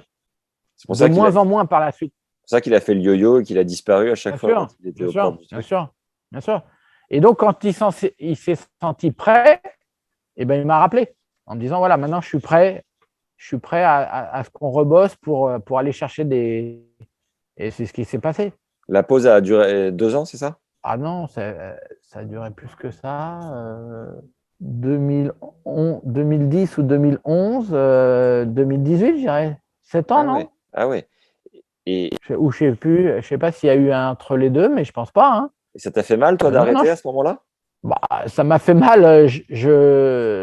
Ça a été un moment où, de toute façon, moi, notre kiff à nous, si tu veux, c'était de progresser ensemble. Et là, tout d'un coup, je voyais qu'il ne pouvait plus le faire. Donc, c'était comme la première fois, peut-être pire, parce qu'il y avait cette… Je te dis, il y avait ce sentiment il jouait plus pour lui, tu vois, il jouait plus pour lui. Tout d'un coup, il était attendu, si tu veux. Et tout d'un coup, il a plus voulu. Tu sais, quand tu es top 60, que tu joues les Master 1000, bah, tu joues une semaine, tu joues Davydenko, une autre semaine, tu joues Federer, une autre semaine, tu joues Sampras, une autre semaine, tu joues… Bon, bah, ces mecs-là, tu les avais en poster il y a quelques années. Bah, tu es 60, ok, mais il faut devoir les battre, ces mecs-là. Et je pense que l'ascension, elle a été compliquée à digérer et que finalement, c'est un truc qui arrivait un peu sans s'en rendre compte, tu vois. Mais c'est là qu'il faut comprendre que le haut niveau, c'est très dur. C'est très, très dur. Voilà, c'est très, très dur. La gestion de… Parce qu'à la limite, avant, tu fais ton truc, tu as des gens qui te suivent, mais là, tout d'un coup, tu as les journalistes, tu as les réseaux sociaux qui sont arrivés, tu as tout ça, et c'est pas simple. Pendant ces 7-8 ans de break, est-ce qu'il y a des jours où tu disais putain, quel gâchis, on devrait être ensemble? Non, jamais, jamais, jamais. Ah oui? Jamais, jamais. Ben non, ben, moi, de toute façon, je vais te dire, il avait été 61e mondial, déjà. Déjà, c'est un miracle. Moi, bah, je ne sais pas si c'est un miracle. En tous les cas, on avait travaillé et il l'avait été. Et on ne pouvait pas nous l'enlever, ça. Et toi, pendant ce temps-là, tu développes la pédagogie Soyez Pro? Bah, moi, je prends 1 an et demi pour écrire, effectivement, pour coucher toutes mes expériences, toutes mes analyses. Je prends 1 an et demi, du matin au soir, à écrire. 1 an et demi pour écrire mon premier bouquin. Sans bosser à côté, comme un sabbatique. Sans bosser, ouais. Je fais 1 année et demie sabbatique. Voilà. Et c'est quoi ta routine d'écriture à ce moment-là? Ah bah, c'est le matin et l'après-midi. Je fais une sieste, je vais marcher et j'écris le matin et toute la journée. Je fais 7 heures par jour. Waouh. Avec Amphora, du coup, et Avec Amphora, qui me fait confiance, qui me lance dans le grand bain et qui me dit bah, ta carte libre, ta carte est libre. Ils lisent ma préface, ils trouvent ça génial et ils me disent banco, quoi. la préface, elle est de Cédric Pioline, non? C'est pas ça? Ouais. Cédric fait la préface, donc c'est génial parce que on était dans le même move, il avait compris le truc, j'ai trouvé ça top. Comment tu as fait pour le convaincre? Enfin, pour l'avoir, quoi. C'est quand même un gage de… C'est un tampon, quoi. Ah bah ouais, c'est un tampon. Comment ça s'est fait? Est-ce qu'on s'est rencontrés à ce moment-là? Je sais plus bien. Bah lui, il jouait à l'époque. Je sais plus comment ça s'est passé. Est-ce que c'est parce qu'il était sensible particulièrement au travail? Ah oui, bah, bien sûr, bien sûr. Je pense qu'on était assez proches du travail. D'ailleurs, quand j'entraînais Gilles, on l'a évoqué, je me rappelle, sur un match en Australie, là, au 3e tour pour Gilles. Ouais, il était assis à côté de moi et on a échangé beaucoup. Donc, ouais, c'est un mec que j'apprécie beaucoup et qui a vraiment travaillé lui aussi sur cet aspect-là. Mais à C'est un cette mec époque-là, intéressant. à cette époque-là, c'est que vous étiez potes, quoi. Ah non, on ne peut pas dire ça. Non. Non. Bah, je ne sais pas ce que ça veut dire être pote. Tu croises les gens, tu discutes avec eux. Est-ce que pour autant t'es pote? Je ne sais pas. Mais en tous les cas, je sais plus, je me rappelle plus comment ça s'est fait l'histoire. Vraiment, j'ai plus. Mais en tous les cas, il écrit une belle préface et c'est sympa. Et est-ce que tu sens que c'est ton CV et ton succès avec Steph qui t'ouvre les portes chez Amphora? Est-ce que c'est le succès? Ah bah bien sûr, Bien sûr. Bah oui, forcément, le succès intéresse beaucoup plus, c'est clair. À l'époque, il n'y a pas grand-chose qui s'écrit en pédagogie un peu différente sur le tennis. Est-ce qu'aujourd'hui même, il y en a, toi? Je ne suis même pas sûr. Moi, j'ai écrit vraiment une pédagogie pour les enseignants, donc avec des exercices, en les faisant réfléchir et tout. Donc, et puis, ce bouquin, il a été très bien accueilli, donc ça a été génial. Ça a été génial parce que tu écris un bouquin, puis tu te dis, bah, ça se trouve, voilà, moi, j'ai été à 15-2, je suis prof de club, est-ce que ça va intéresser du monde? Et au final, voilà, ça a été un vrai succès, il a été réédité. Et puis, il y a eu ce qui est fabuleux, c'est que la première image sur le premier bouquin, c'est Jeff Bachelot qui fait un plongeon. Cette photo, elle a été, c'était la photo qui avait été nommée plus belle photo de sport en Espagne. Et puis la deuxième, où c'est Steph qui. C'est Steph. Donc voilà, je trouve que c'est sympa le clin d'œil, tu vois. Yes. Je suis sensible à ça. Ouais. Et pas trop compliqué d'accoucher de ce bouquin. On sait qu'il y a toute une phase de relecture, de rentrer dans un format, dans des cases, tout ça. Enfin, je veux dire, ça a été un accouchement assez facile. Et derrière, tu as dit que tu avais bien converti, donc c'est chouette, ça s'est bien vendu. Et c'était pas trop compliqué ce process-là? Ben moi, il n'y a rien de compliqué en fait dans ma vie, puisque à partir du moment ça, où. Roland. Mais non, mais moi, je vais te dire, moi, je te le dis depuis tout à l'heure, ma vie, c'est un rêve éveillé. Si tu veux, tu es prof en club, je suis prof en club, je forme un mec à -4, après, j'entraîne un mec qui est champion de France, après, je forme un mec qui est top 60, puis après, j'écris un bouquin. Si tu veux, si on m'avait dit ça quelques années avant, j'aurais dit, je signe des 4 mains. S'il n'y a pas 4 mains, il n'y a pas de 4 stylos, je signe tout de suite. Non, mais tu vois, je veux dire, moi, j'ai des choses à dire, j'ai envie de partager, je l'écris, et puis point à la ligne. C'est comme avec Steph, quand tu me demandais si c'était pas. Bah non, moi, je suis habité, j'aime ce que je fais, et je fais que ce que j'aime. Ah, si tu veux. J'avais justement une autre question tout à l'heure quand tu m'as dit que tu avais 38 piges parce que c'était 10 ans après l'obtention de ton BE. C'est impossible de construire une vie de famille en parallèle quand tu es avec Steph sur le circuit toute l'année.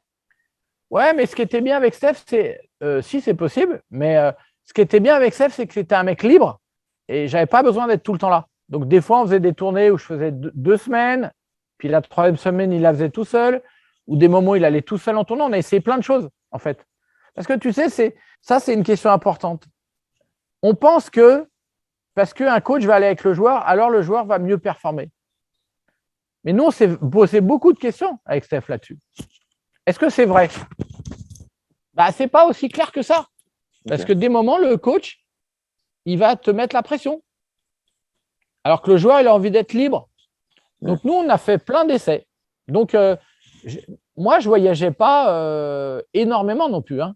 Toi, c'était pas dingue. Il y a eu plein de moments où c'était génial pour ça. Avec Steph, moi, je lui faisais confiance. Des fois, il me disait… puis après, il y avait une histoire d'argent. Hein. Après, par contre, quand il est monté top 60, il a voulu que j'y aille tout le temps. Voilà. Ça, c'est clair. Ce qui est quoi? Il avait besoin d'être rassuré? Voilà. Ah bah, il sentait que déjà, en face, il y avait des écuries. Hein, là. Si tu veux, quand tu vois les clans quand tu es dans les Master 1000 ou les 500 ou les… Bah voilà, tu n'es pas tout seul, quoi. Tu n'es pas que avec ton pote Michel, quoi. Ça suffit plus. C'est bien, mais ça suffit pas. Les mecs, ils n'ont pas que leur pote Michel. Ils ont des gens qui… Donc voilà, et lui, il savait, Steph, qu'il fallait de la compétence à ce moment-là. Tu vois? Est-ce qu'il est arrivé à Steph de partir en tournoi et de demander à son pote Michel de l'accompagner? Bah, tu sais, oui, bien sûr. Et à un moment, il voyageait avec des copains, de temps en temps, ça lui arrivait, bien sûr. Bien sûr. Mais à un moment donné, sur le Grand Chelem ou sur les Grands Prix, sur le grand circuit, c'est une telle exigence et c'est un tel niveau, si tu veux.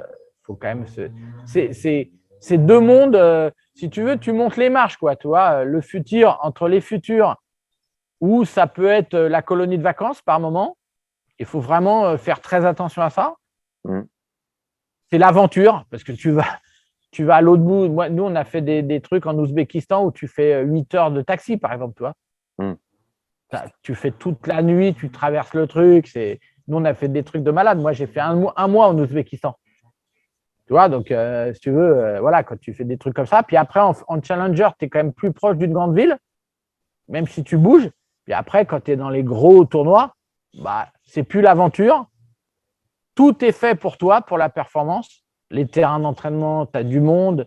Tu as des sparring si tu veux. Les hôtels, c'est de dingue. Tu vois bien. Tout est fait pour la performance. Donc là, là, tu rigoles plus, quoi. Toi, quand tu t'entraînes, tu t'entraînes avec Murray, il y a 2000 personnes. C'est jamais cool. Tu n'es pas dans ton coin. Voilà. Donc, j'allais dire que c'est une adaptation et un vrai changement, tu vois. Il faudrait qu'on prenne la nuit pour que tu nous racontes toutes tes anecdotes en Ouzbékistan et aux quatre coins du monde. Mais... Ah oui. Et ça veut dire, donc tu m'as dit que vous raccrochez les wagons en 2018. Lui, quand il bat Berdych à Roland-Garros, c'est 2016, il me semble. C'est pas 2012 ? Non, c'est 2016 ? Je crois que c'est 2016. Je peux vérifier très rapidement là. Ouais. Mais non, si c'est pas 2012, moi. Non ? Attends, je sais pas, je regarde. Moi, je dirais plutôt 2012. Ok. Donc ça veut dire que 2012, vous étiez plus ensemble. On s'entraîne plus ensemble. Ouais, on s'entraîne plus ensemble. Donc l'un ou l'autre, que ce soit 2012 ou 2016, le temps que je retrouve. Ouais. Comment tu vis cet exploit de loin, toi?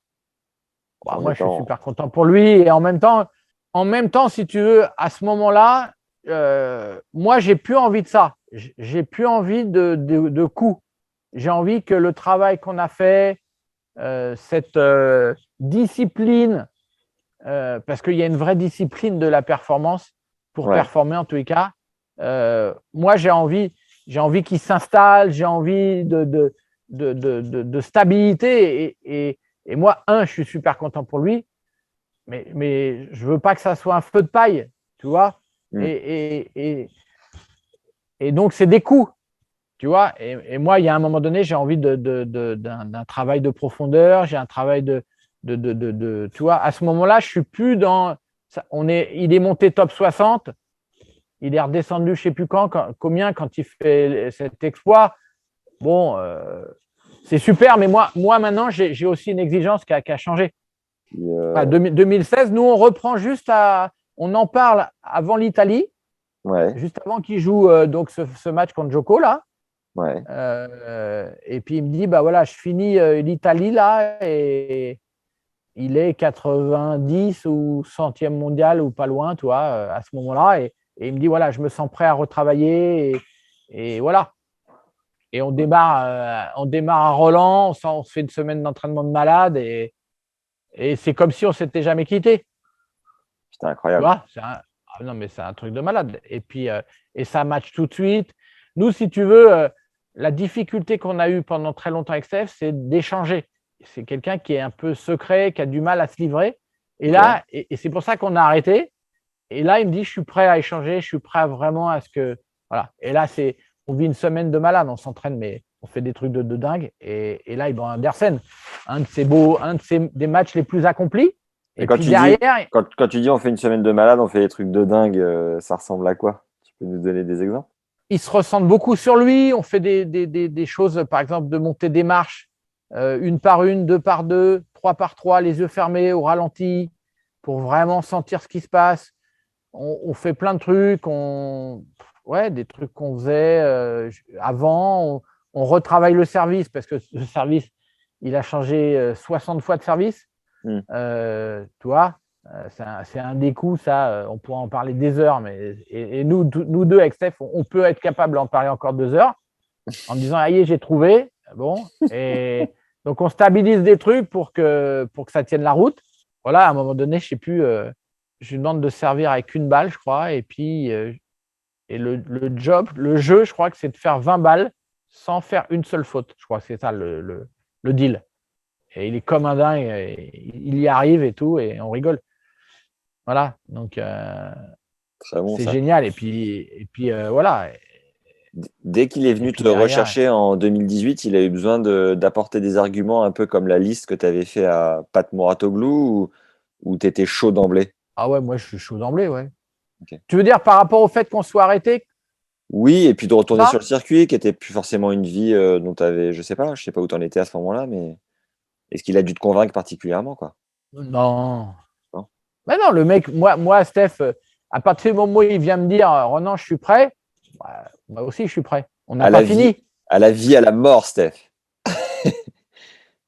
Mais je sais pas si c'est à la vie à la mort. En tous les cas, c'est le mec vient te chercher en te disant j'ai envie de bosser avec toi. Je veux dire, qu'est-ce que tu veux? Qu'est-ce qu'il y a de plus beau?